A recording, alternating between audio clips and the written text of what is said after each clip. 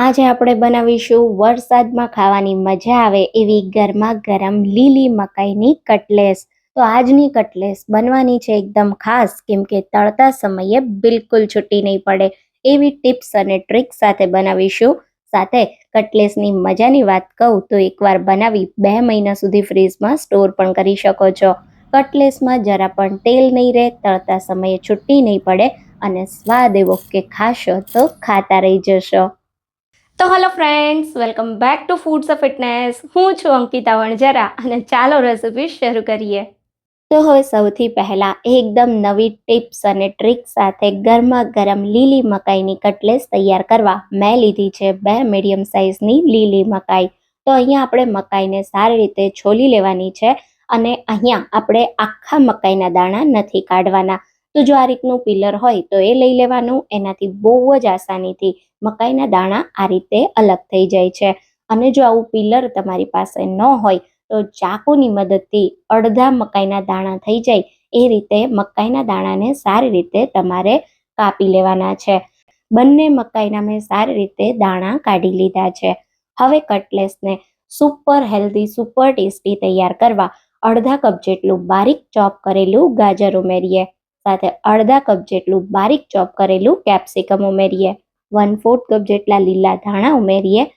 2 medium સાઇઝના બારીક કાપેલા લીલા મરચા, 1 ઇંચ છેડેલા આદુનો ટુકડો ઉમેરીશું. અને મસાલામાં અડધી ચમચી જેટલો હળદર પાવડર, 1 ચમચી જેટલો લાલ મરચું પાવડર, અડધી ચમચી કરતાં થોડું વધારે અથવા સ્વાદ પ્રમાણે મીઠું ઉમેરીએ. સાથે આપણે 1 મોટી ચમચી જેટલો ચાટ મસાલો ઉમેરીશું. અહીંયા મેં 1 ચમચી જેટલું ધાણાજીરું પાવડર લીધું છે. અને હવે ઉમેરી દઈએ થોડો ખટ્ટો સ્વાદ આપવા માટે 1 ચમચી જેટલો આમચૂર પાવડર. એની જગ્યાએ તમે લીંબુનો રસ પણ લઈ શકો છો.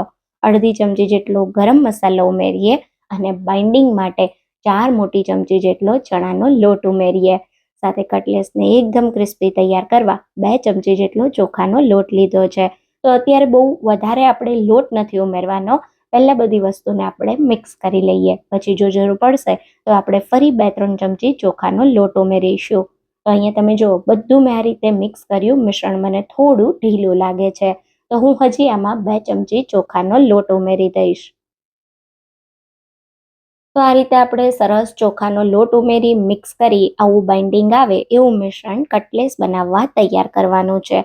નોર્મલી એવું થતું હોય કે જ્યારે આપણે લીલી મકાઈના નાસ્તા બનાવીએ તો એમાં તેલ ભરાઈ જતું હોય અથવા તો તળતા સમયે એ છૂટા પડી જતા હોય. પણ આજની કટલેસને ખાસ ટ્રીક સાથે બનાવીએ છીએ. તો અહીંયા કટલેસનું પરફેક્ટ મિશ્રણ આવું બાઇન્ડિંગ આવે એવું તૈયાર થાય એટલે આપણે એક ઢોકળાની પ્લેટ લેશું, એને હલકા તેલથી ગ્રીસ કરી દઈશું.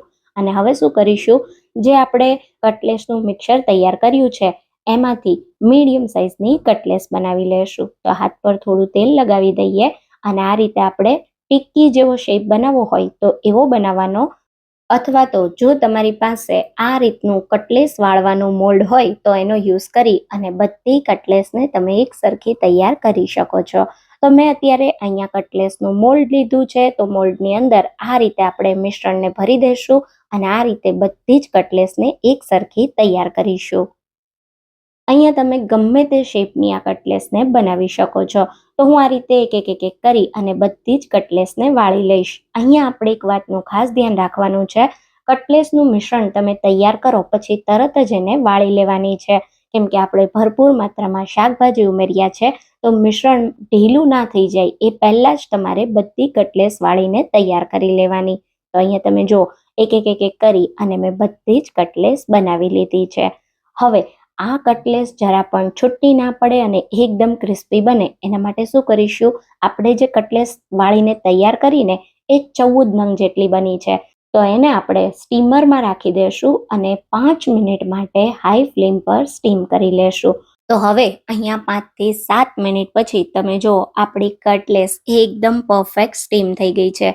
આ કટલેસ તમે એમનેમ ગરમ ગરમ ખાશો ને તો પણ તમને ખાવાની ખૂબ જ મજા આવશે. અચ્છા, અત્યારે શું કરવાનું છે, કટલેસને આપણે કમ્પ્લીટ રૂમ ટેમ્પરેચર પર આવે ત્યાં સુધી ઠંડી થવા દેવાની છે.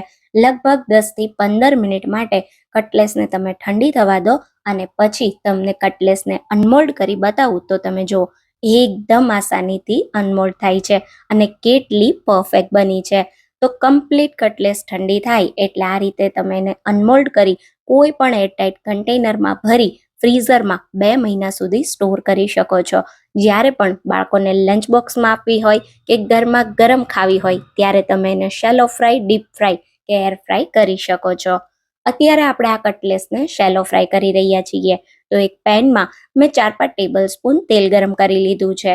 ગરમ થતા તેલમાં આ રીતે એક એક કરી કટલેસ રાખી દેશું અને એકદમ સારી રીતે મીડિયમ ગેસની ફ્લેમ પર બધી બાજુથી ક્રિસ્પી થાય ત્યાં સુધી કટલેસને થવા દેશું. થોડી વાર થાય એટલે આ રીતે સાઈડને પલટાવી દેશું. તો અહીંયા તમે જુઓ લગભગ 10 મિનિટ જેવી મેં ઉલટતા પલટતા બધી બાજુથી મીડિયમ ગેસની ફ્લેમ પર કટલેસને ક્રિસ્પી કરી લીધી છે. ખૂબ જ સરસ ગોલ્ડન બ્રાઉન ક્રિસ્પી ડિઝાઇન આવી ગઈ છે અને આપણી આ ગરમા ગરમ લીલી મકાઈની કટલેસ તૈયાર થઈ ગઈ છે. તો તૈયાર થયેલી કટલેસને ગરમ તેલમાંથી આપણે કાઢી લેશું. આ કટલેસમાં આપણે ચોખાનો લોટ ઉમેર્યો છે તો કટલેસ બનશે એકદમ ક્રિસ્પી, સાથે એમાં જરા પણ તેલ નહીં રહે. આ રીતે સ્ટીમ કરી કટલેસને તમે બનાવશો ને તો 100% ક્યારેય છૂટી પણ નહીં પડે. તો ગરમા ગરમ કટલેસને ટોમેટો કેચઅપ કે ગ્રીન ચટણી સાથે સર્વ કરો, ખાવાની ખૂબ જ મજા આવશે.